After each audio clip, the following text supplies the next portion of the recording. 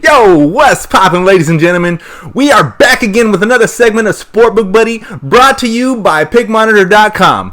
A great place to track your bets, follow excellent handicappers, and do it all with total transparency.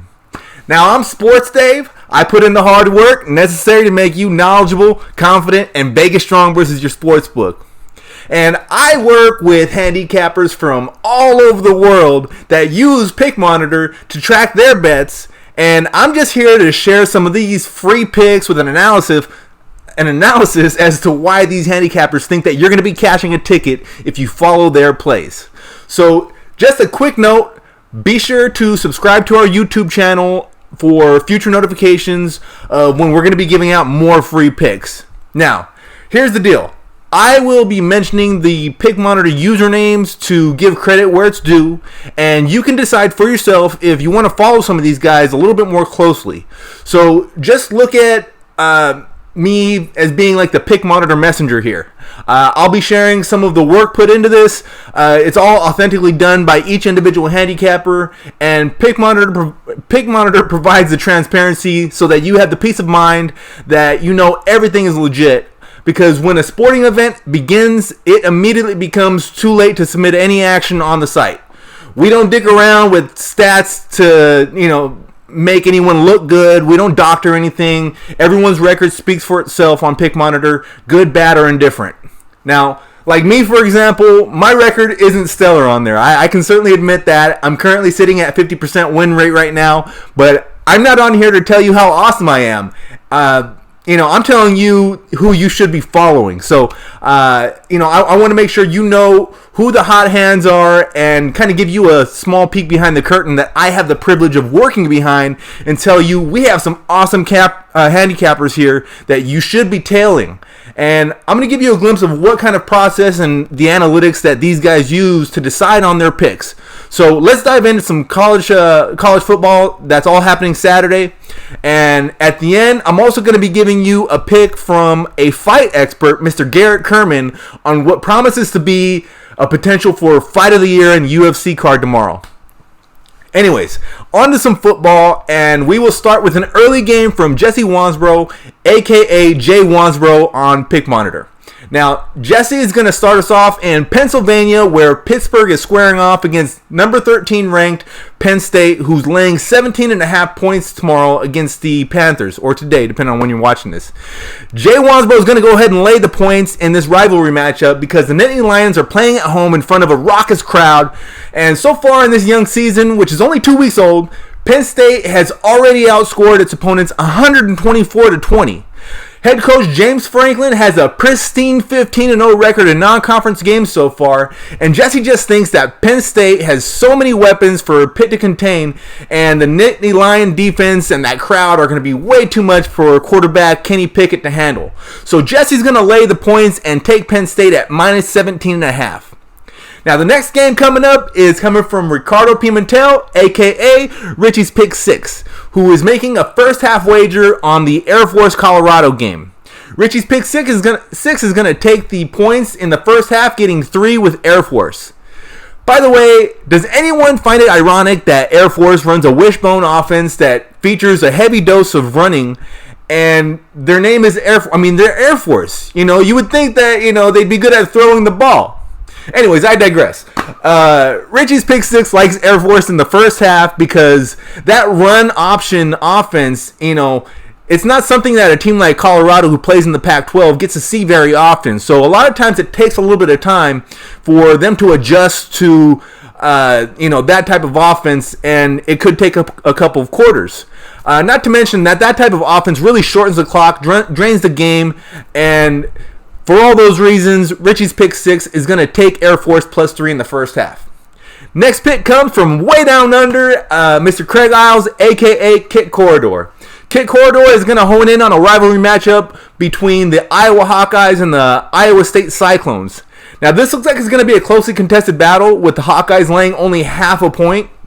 Now, Kit Corridor is going to lay that half a point because Iowa is 4-1 against the spread in the month of September, and Iowa State is 0-4 against the spread at home when coming off of a loss after a straight-up win.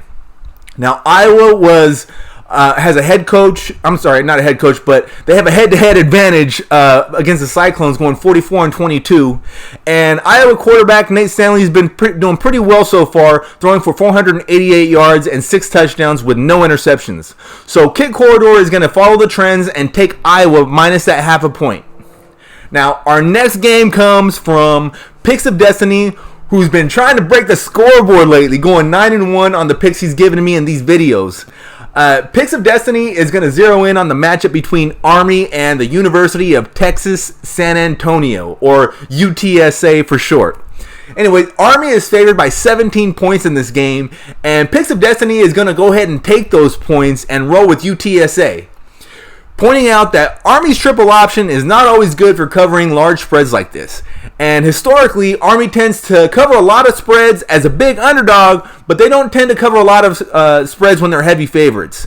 Their cover rate when they are a double-digit favorite is only at 41% since 2005. And while UTSA does have a terrible pass defense, that isn't going to matter too much because Army doesn't pass very much. Now, UTSA does play a decent style of defense. You know, they have a solid run defense, ranked to the top 60 last year, and there's returning several starters. So 17 points just seems like it's too many. So I would definitely recommend following Picks of Destiny on this play and take those points. You can also find Picks of Destiny on Twitter under the handle of Picks of D, or at Picks of D.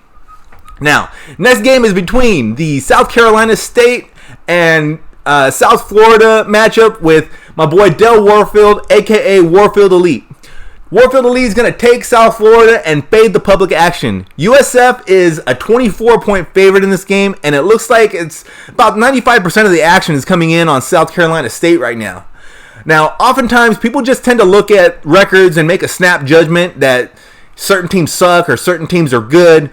And right now, a lot of money is fading an 0-2 Bulls team that is rightfully being favored by 4 scores. Now, Warfield Elite is confident that USF is going to beat up on South Carolina in this game, and they're going to get their season right back on track. So make sure you follow Warfield Elite. Next game comes from my boy Vlad, the sport book impaler, or as you know him on Pick Monitor, Vladdy Daddy. Vladdy Daddy is going to focus on Marshall, the Thundering Herd, as they play at home against Ohio Bobcats. Now, Marshall is laying 4.5 points in this game, and he feels it's worth laying. You know, Marshall's incredibly balanced. They're averaging 200 yards on the ground and in the air, and Ohio State is only averaging 182 yards passing and 156 yards on the ground. Now, the Thundering Herd are 4-1 against the spread in their last 5 games following a loss.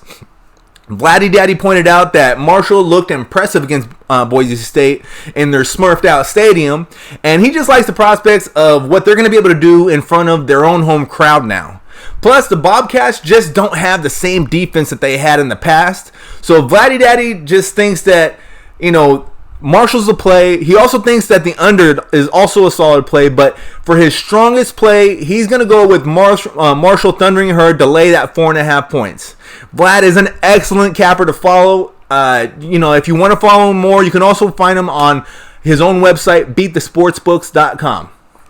Now, we're going to switch gears from a contact sport to a combat sport and talk about what looks like it's going to be a very exciting fight in the UFC. And I got a lot of help from my boy Garrett Kerman.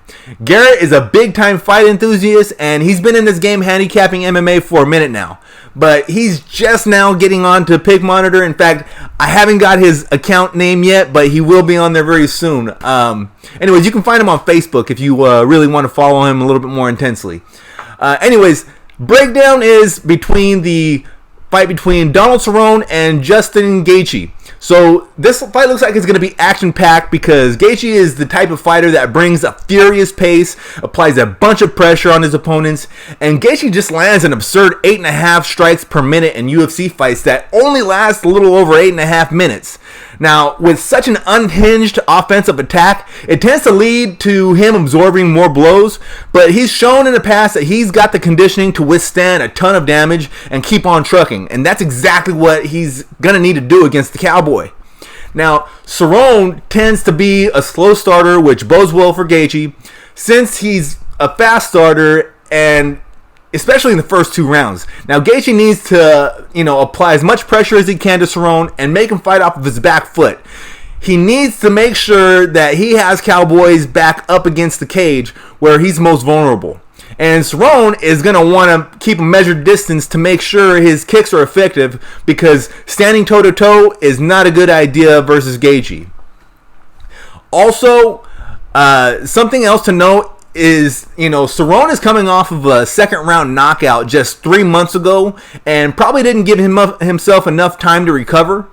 The key is going to be for Gaethje to get in there and really push the pace, apply the pressure, and take out Cerrone as quickly as possible, because Gaethje tends to fade as the fights wear on for him.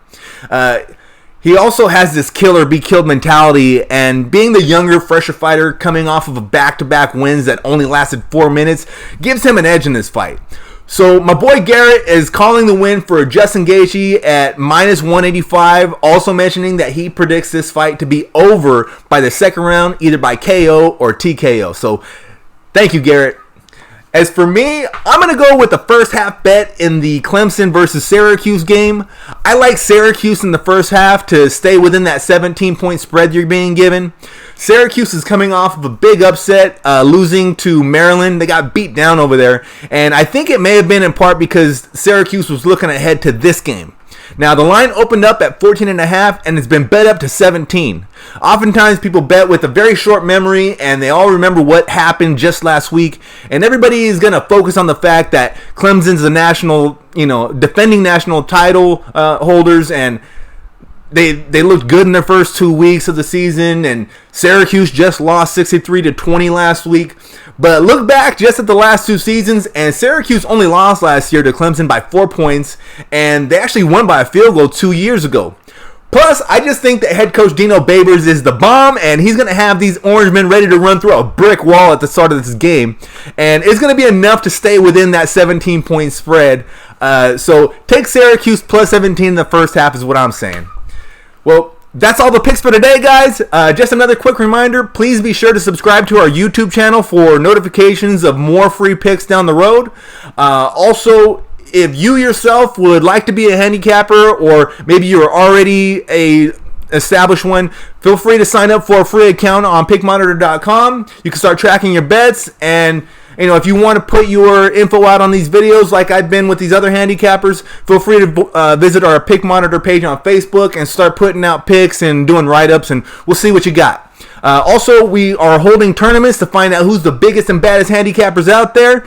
I'm going to be putting a link in our comment box for this video, so make sure to click on that if you want to try and win some money. Anyways, that's all I got for today, guys. Please be sure to tune in for tomorrow's segment where I'll be covering our Sunday NFL picks. In the meantime, good luck.